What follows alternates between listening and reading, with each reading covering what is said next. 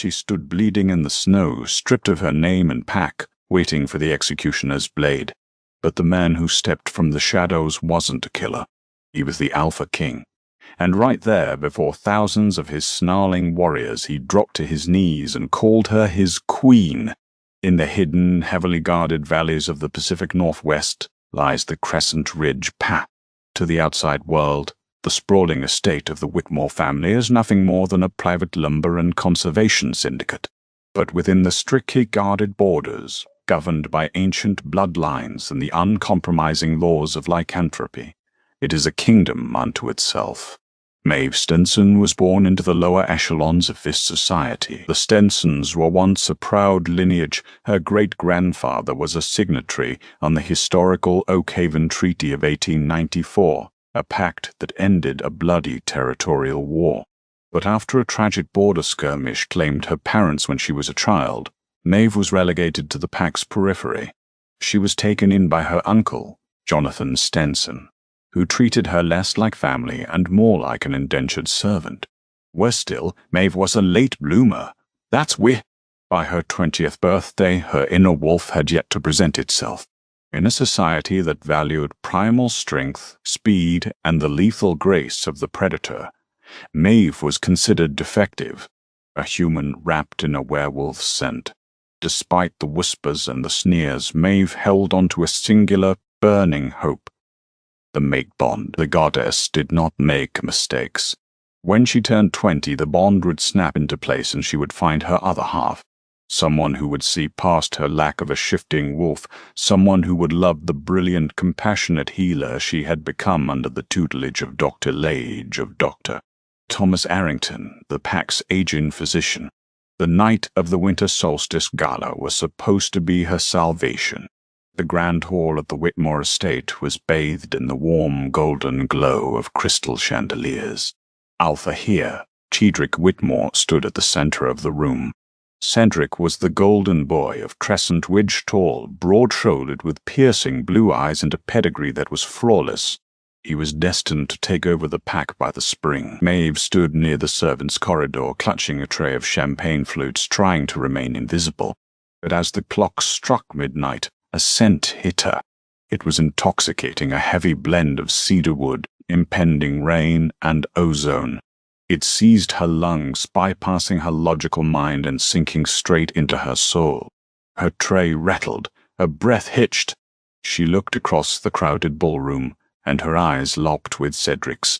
The alpha hair froze, the color drained from his handsome face. He felt it too, the undeniable cosmic tether of the fated mate bond pulling them together. For 3 seconds, Maeve's heart soared. The future alpha of the pack was her mate. She would be Luna. She would be safe. But Cedric's shock rapidly twisted into something else, disgust. He didn't walk toward her. Instead, he grabbed the hand of the woman standing next to him. A woman with a perfect, lethal wolf, radiant in a crimson silk gown. Eliza Stenson, Maeve's own cousin. Silence. Cedric's father, the reigning alpha, bellowed over the crowd. The music stopped. The chatter died. Cedric dragged Eliza to the center of the room, but his eyes remained locked on Maeve, cold and unforgiving. He raised his voice, ensuring every werewolf in the hall could hear the execution of her soul. "I, Cedric Whitmore, Alpha Hare of Crescent Ridge," he announced, his voice booming off the marble pillars, "recognize the scent of the fated bond. But the goddess has made a grave error." Gasps rippled through the elite crowd. Defying the goddess was a taboo so profound it bordered on heresy. "A pack is only as strong as its Luna," Cedric continued, his lip curling. "Look at her. Maeve Stenson. A dud. A wolf who cannot shift, a weakling who plays with herbs while our borders are threatened by rogues. I will not tether my reign or the bloodline of the Whitmores to a broken vessel." Maeve's vision blurred. The pain in her chest was physical, a hot iron pressing into her sternum. "Cedric, please," she whispered, though the room was so quiet it carried. "I reject you, Maeve Stenson," Cedric snarled, the alpha command lacing his voice, forcing her to her knees. "I reject you as my mate. I reject you as my Luna. and I strip you of the Stenson name. You are a stain on this pack." The words hit her like physical blows, the mate bond a delicate, blowing tether in her mind snap. The violent severing of the soul tie caused Maeve to scream, a guttural, agonizing sound that tore from her throat as she collapsed onto the marble floor, coughing up blood. Eliza looked down at her, a smirk playing on her red lips. "It's for the best, Maeve. You never belonged here anyway." The pack elders, led by the ruthless Chancellor Harrison, stepped forward. "A rejected Omega is a curse upon the pack's luck. By the laws of the Oakhaven Treaty, she must be exiled." They didn't even let her pack a coat.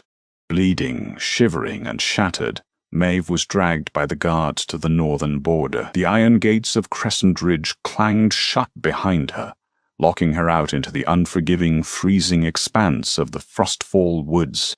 She was no longer Maeve Stenson. She was a rogue, and in the dead of winter, being a rogue was a death sentence. For 2 weeks, Maeve survived on sheer, stubborn willpower. The Frostfall Woods were merciless. The temperature regularly dropped below zero, and the canopy of ancient pines blocked out the sun. Without a wolf to shift into to keep warm, Maeve relied on the survival skills Dr. Don Arrington had taught her. She insulated her torn gala dress with dry moss and pine needles. She dug under the snow for edible roots and chewed on willow bark to stave off the agonizing phantom pains of her severed mate bond. Every night she cried until her tears froze on her cheeks. The rejection had left a gaping, rotting hole in her chest. She was nothing. She was nobody. But something strange was happening to her body. Under the extreme duress of starvation and frostbite, the dormant lycanthropy in her blood began to react. Her hearing became painfully sharp, picking up the heartbeat of a rabbit a mile away. Her vision pierced the pitch-black nights. Her wolf wasn't missing. It had been trapped, buried under a genetic anomaly that only extreme trauma could break open. But she was too weak to let it out. On the 15th day, her luck ran out. She had stumbled too far north, crossing the invisible boundary into the territory of the Iron Fang Syndicate. The Iron Fangs were not a pack. They were an empire, led by the terrifying Alpha King, Kalen Montgomery. They ruled the northern territories with an iron fist. Kalen was a legend whispered about around campfires, a massive, scarred beast of a man who had conquered 5 warring packs by the time he was 25. He was known as the Widowmaker, a ruthless strategist who executed trespassers without trial. Maeve didn't even hear the border patrol approach. One moment she was reaching for a frozen berry bush, and the next a massive silver wolf had pinned her to the snow, its jaws inches from her throat. She was hauled to her feet, bound in heavy iron chains, and dragged for 2 days through the snow to the capital of the Iron Fang territory, a colossal fortress, carved directly into the side of a mountain known as the Obsidian Keep. "We caught this rogue scavenging near the southern ridge," Captain Rhodes, the leader of the patrol, announced as he threw Maeve onto the hard stone floor of the king's throne room. The throne room was cavernous, lined with fire pits and banners of black and silver. The air was thick with the scent of apex predators. Dozens of elite warriors and high-ranking officials stared down at the pathetic, emaciated figure of the girl bleeding on their floor. Maeve couldn't lift her head. She was too exhausted. Her hands were black with frostbite. Her clothes were rags, and she was so hungry her stomach had stopped aching days ago. She just wanted it to be over. She waited for the executioner's axe. Heavy footsteps echoed across the stone floor. Slowly, purposefully, the temperature in the room seemed to drop, suppressed by the sheer, suffocating aura of a true Alpha King. "A rogue?" her voice rumbled. It was deep, gravelly, and vibrated in Maeve's very bones. "She doesn't smell like a rogue." "My king," Lady Genevieve, a haughty female who had been vying for the Queen's crown for years, sneered from the sidelines. "Look at her. She's pathetic. Have the guards dispose of her before she taints the hall." The heavy footsteps stopped just inches from Maeve's face. She saw the tips of his heavy leather boots. Then he crouched down A massive, calloused hand gently tilted her chin up. Maeve flinched, expecting a strike, but forced her eyes open. She looked into the face of King Caelan Montgomery. He was breathtakingly terrifying. A jagged scar ran down the left side of his face, crossing over a sharp, aristocratic jawline. His eyes were the color of a stormy, sea-dark, turbulent gray. The moment their eyes met, the world stopped spinning. The scent hit them both simultaneously. It was like a thunderclap in a silent room. Maeve inhaled the scent of wood smoke, old parchment, and dark chocolate. It was entirely different from the cedarwood of her past. This wasn't just a tether, it was a steel cable wrapping around her battered soul, instantly soothing the ragged edges of her broken heart. Caelan's pupils blew wide, completely consuming the gray of his irises until his eyes were entirely black, his inner wolf surging to the surface. A collective gasp echoed through the cavernous hall. Peter Alistair stepped forward and leaned. "Sire, what is it? Is she poisoned?" Caelan didn't answer him. The ruthless, bloodthirsty king of the north, a man who had slaughtered entire armies without blinking, ignored his court entirely. His massive hands, which had broken the necks of enemy alphas, trembled as he gently brushed a tangled, dirty lock of hair from Maeve's freezing face. "Who did this to you?" Caelan whispered, his voice laced with a lethal, possessive fury that made the walls shake. Maeve couldn't speak. Her throat was completely dry. "My king, step away from the rogue," Captain Rhodes urged, drawing his blade. She could be carrying disease. Before the sword could even clear its scabbard, Caelan moved with blinding speed. A feral roar tore from his throat, a sound so dominant and terrifying that every single werewolf in the room was instantly forced to their knees by the sheer pressure of his alpha aura. Caelan stood over Maeve's fragile body, shielding her entirely from the room. His claws extended, his fangs bared at his own people. "She is no rogue," Caelan bellowed, the sound echoing like thunder against the stone walls.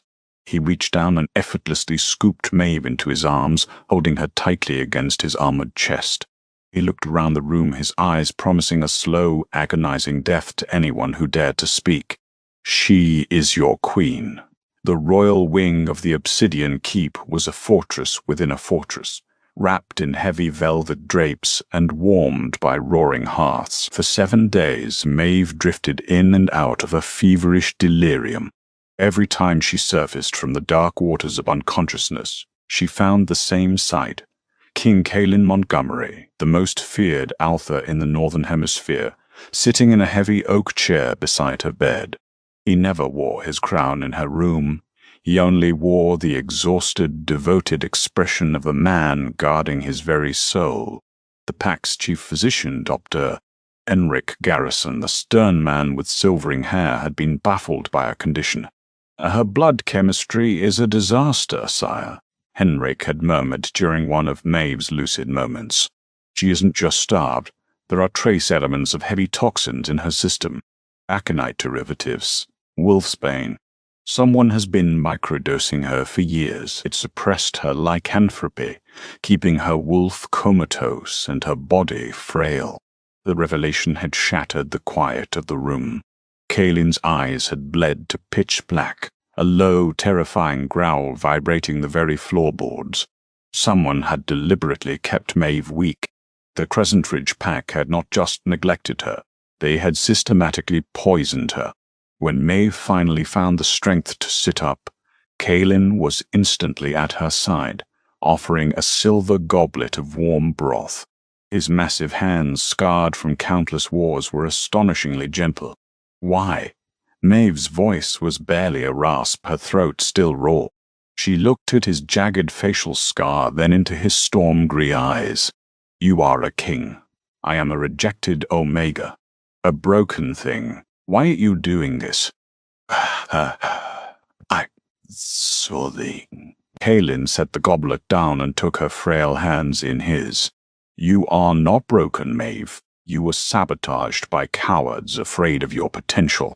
And you are not an Omega. The goddess bound our souls because you are my equal. Without you, this empire means nothing to me." But not everyone in the Obsidian Keep shared their king's devotion. Lady Genevieve Fairchild, daughter of the powerful Eastern Lord, had spent a decade grooming herself to become Kaylin's queen. The arrival of a nameless, emaciated stray from a lesser pack infuriated her. She knew that as long as Maeve was weak, she could exploit the pack's inherent disgust for frailty. Genevieve orchestrated her move 3 weeks into Maeve's recovery. It happened on the night of the blood moon, a sacred evening when Kaylin and Beta Alistair Reed were required to lead the ceremonial hunt deep in the glacial valleys, leaving the keep lightly guarded. Genevieve had bribed the western gatekeepers to allow a notorious mercenary, Donovan Pierce, into the royal wing. His orders were simple: slit the interloper's throat and make it look like a rogue infiltration. Maeve was reading by the fire when the heavy oak doors of her chamber splintered open. Donovan stepped in, a massive, hulking brute, with a serrated silver blade dripping with the blood of the 2 guards stationed outside. "Nothing personal, little bird," Donovan sneered, stalking toward her. "But a weakling has no place on the Iron Throne." "Don't. How?" Panic seized Maeve, but it was quickly eclipsed by something else, a sensation she had never felt before. For the first time in her life, her blood was entirely clean of the wolfsbane that Eliza and Chancellor William Harrison had secretly fed her back at Crescent Ridge. As Donovan lunged, bringing the silver blade down in a lethal arc, the mortal threat triggered a primal ancient defense mechanism deep within Maeve's DNA. The bond she shared with an Alpha King acted as a catalyst. A deafening crack echoed through the room as her bones snapped and realigned with blinding speed. The pain was instantaneous, but exhilarating. Donovan's blade never struck flesh. Instead, it struck a massive, heavily armored paw where the fragile, broken girl had stood a second before. A colossal beast now towered. Maeve had not shifted into a standard wolf. She was an Athelgard, a mythical, ancient lineage of guardian wolves thought to have been eradicated centuries ago. Her fur was a blinding, iridescent white, glowing with a soft, ethereal light, and she was nearly as large as Kaylin's own inner beast. Donovan's eyes widened in sheer, absolute terror. "Impossible," he gasped. Maeve didn't just growl. The sound that tore from her jaws was a concussive shockwave. She lunged, pinning the 300-pound mercenary to the stone floor with a single paw. She didn't kill him. Her healer's soul remained intact, but she crushed his arm, incapacitating him entirely. Her massive jaws clamped inches from his throat. The commotion brought the remaining Citadel guards rushing in, led by Lady Genevieve, who had come to gloat over the corpse. Instead, Genevieve dropped to her knees in horror. The glowing, majestic white wolf stood victorious over the assassin, her blue eyes blazing with newfound, lethal authority. When Kaylin returned hours later and saw the prisoner, he demanded the truth. Donovan, terrified of the white wolf, confessed everything, implicating Genevieve Fairchild. Kaylin stripped Genevieve of her titles and banished her to the wasteland, cementing a brutal truth to his court. His mate was not just a survivor. She was a legend reborn. From that night on, the Iron Fang Syndicate did not just tolerate Maeve, they revered her. She was the White Guardian, the Iron Queen, but Maeve knew her past was not fully resolved. The ghosts of Crescent Ridge still haunted her dreams. She needed closure. She needed justice. The Oakhaven Summit occurred only once every 10 years. Held on neutral ground in the sprawling ancient amphitheater of the Oakhaven Valley, it was a mandatory gathering for all Alpha bloodlines across the continent to negotiate treaties, trade routes, and border disputes. For the Crescent Ridge Pack, the summit was a desperate lifeline. Ever since the night Cedric Whitmore rejected his fated mate, a localized blight had struck their territory. The rivers had dried, the prey had migrated, and a sickness had begun sweeping through their ranks. The pack elders whispered that it was the goddess's wrath for severing a sacred bond. Cedric, now the acting alpha after his father stepped down, was a shadow of his former golden self. He was exhausted, plagued by nightmares, and his chosen mate Eliza had proven to be a vain, cowardly Luna who hid in the estate while the pack suffered. Cedric stood in the center of the stone arena, surrounded by thousands of wolves from dozens of packs. He was attempting to negotiate a grain and lumber trade with the Southern Alliances, begging for leniency. "Crescent Ridge is strong," Cedric shouted, trying to project the alpha authority he was rapidly losing. "We merely ask for a temporary advance on the winter rations." A deafening blast from the ceremonial war horns cut him off. The heavy iron-wrought gates of the amphitheater groaned open. The temperature in the valley plummeted, and the air crackled with a heavy, suffocating ozone scent. The High Council fell dead silent. The Iron Fang Syndicate had arrived. They marched in perfect, terrifying synchronization. 200 elite, scarred warriors clad in black leather and silver armor filed into the arena, forming a wide path. At the end of the formation walked King Kalen Montgomery. He was a terrifying vision of martial power, a broadsword strapped to his back, his storm-gray eyes sweeping over the lesser alphas with absolute disdain. But it was the woman walking beside him that caused a collective breathless gasp to ripple through the thousands of attendees. Maeve Stenson, now Maeve Montgomery. She wore a gown of midnight blue silk tailored to fit her athletic, heeled frame, heavily embroidered with the silver crest of the Iron Fangs. A crown of blackened steel rested upon her raven hair. Her chin was held high, her blue eyes sharp and unyielding. On the crook of her neck, plainly visible for the entire world to see, was the dark, permanent scar of the Alpha King's mating mark. Cedric dropped the scrolls he was holding. They clattered uselessly onto the stone floor. All the blood drained from his face. "Maeve." Cedric whispered, the words stumbling out of his mouth. It couldn't be. The woman he had banished into the freezing woods was supposed to be dead. Instead, she stood before him, radiating an aura of power that dwarfed his own. Eliza, standing at the edge of the Crescent Ridge delegation alongside Chancellor William Harrison, turned a sickly shade of green. Kalen led Maeve to the center of the arena, stopping just 10 feet from Cedric. The Alpha King did not bow to the High Council. He merely inclined his head. "The Iron Fang Syndicate takes its seat," Kalen rumbled, his voice echoing off the ancient stone walls. Cedric took a step forward, his mind breaking under the weight of his realization. He could feel her power now. It wasn't dormant. It was blinding. "Maeve, you're alive. You survived." He reached out a trembling hand. "By the goddess, the bond. I feel it. You're my mate." Before Cedric's fingers could brush even the fabric of her dress, Kalen moved. In a blur of motion, the Alpha King grabbed Cedric by the throat and lifted him entirely off the ground. Kalen's eyes were pitch black, his fangs fully extended. "Touch my queen," Kalen snarled, the killing intent so thick it made the surrounding alphas choke. "And I will rip your spine from your body and wear it as a belt." "Kalen, put him down." Maeve's voice wasn't a scream. It was a calm, resonant command laced with the undeniable power of an Aethelgard. Astonishingly, the bloodthirsty Alpha King immediately obeyed, dropping Cedric to the stone floor in a coughing, gasping heap. Maeve stepped over to Cedric, looking down at the man who had once been her entire world. There was no love left in her eyes. Only pity. "I invoke the right of grievance before the High Council," Maeve announced, her voice carrying flawlessly to the highest tiers of the amphitheater. The chief elder of the council stood, banging his staff. "Speak, Queen Maeve of the Iron Fangs. 4 months ago, Cedric Whitmore publicly rejected me, claiming I was defective." A dud. Maeve turned her piercing gaze toward the Crescent Ridge delegation. "But I was not born broken. I was poisoned." Chaos erupted in the stands.